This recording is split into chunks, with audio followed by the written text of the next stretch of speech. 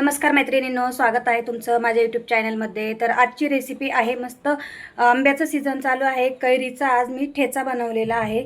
खूप छान असा चविष्ट असा ठेचा आहे। तर तुम्हाला ठेच्याची रेसिपी पूर्ण बघा, आवडल्यास व्हिडिओला लाईक करा, चॅनलला सबस्क्राईब करा, छान अशी कमेंट्स करा। चला तर आपण रेसिपीला सुरुवात करूया। तर इथे घेतलेले आहे मी साहित्य घेतलेले आहे। मी इथे एक कैरी घेतलेली आहे, त्यानंतर शेंगदाणे घेतलेले आहेत, लसणाच्या पाकळ्या घेतलेल्या आहेत, हिरव्या मिरच्या घेतलेल्या आहेत आणि कोथिंबीर घेतलेली आहे। हिरव्या मिरच्या तुम्हाला पाहिजे तेवढ्या तुम्ही घेऊ शकतात। तर इथे आपण सर्वात आधी कैरी कापून घेऊया। कैरीचे मी मस्त छोटे छोटे तुकडे करून घेणार आहे।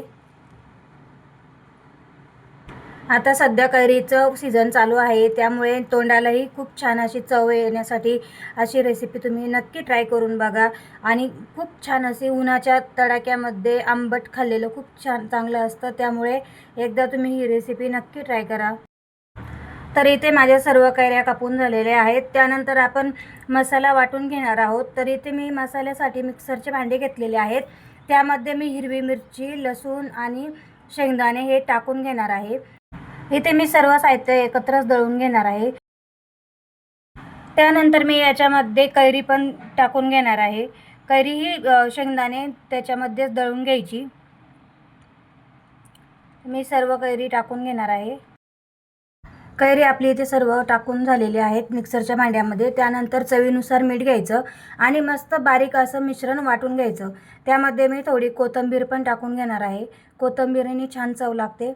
तर हे बघा, तुम्ही बघू शकतात की मी एकदम बारीक अशी पेस्ट करून घेतलेली आहे आणि ठेच्यासाठी आपल्याला जशी मिरची पाहिजे तशी ही तयार झालेली आहे। हे बघा, एकदम बारीक अशी मिरची तयार झालेली आहे। आणि त्यानंतर सर्व मिरची एकत्र मिक्स करून घ्यायची आणि आपण आता याला तडका देणार आहोत। तर इथे मी तडक्याची तयारी करून घेतलेली आहे। इथे मी तडका देण्यासाठी मी इथे छोटी कढई घेतलेली आहे, त्यामध्ये 2 पळी मी तेल टाकून घेणार आहे। थोडा वेळ तेल गरम होऊ द्यायचं। तर इथे आपलं तेल मस्त गरम झालेलं आहे, त्यामध्ये मी मोहरी टाकून घेणार आहे। त्यानंतर जिरं टाकून घ्यायचं आणि मी थोडी कोथिंबीर पण त्यामध्येच टाकून घेणार आहे। तर हा असा तडका आपण आता मिक्सरच्या भांड्यामध्येच मी तडका देणार आहे, त्यामुळे मी भांड्यामध्येच तडका दिलेला आहे आणि त्याच्यावरती झाकण ठेवून घ्यायचं, म्हणजे आपल्या मिरचीला खूप छान चव लागते। तर इथे आपण थंड झाल्यानंतर खोलून बघूया। तर हे बघा, आपली मिरची अशी खूप छान अशी तयार झालेली आहे आणि तिचा वासही खूप छान येत आहे। त्यानंतर ही सर्व मिरची एकत्र मिक्स करून घ्यायची। हे बघा, किती छान अशी आपली कैरीची चटणी किंवा ठेचा असा तयार झालेला आहे।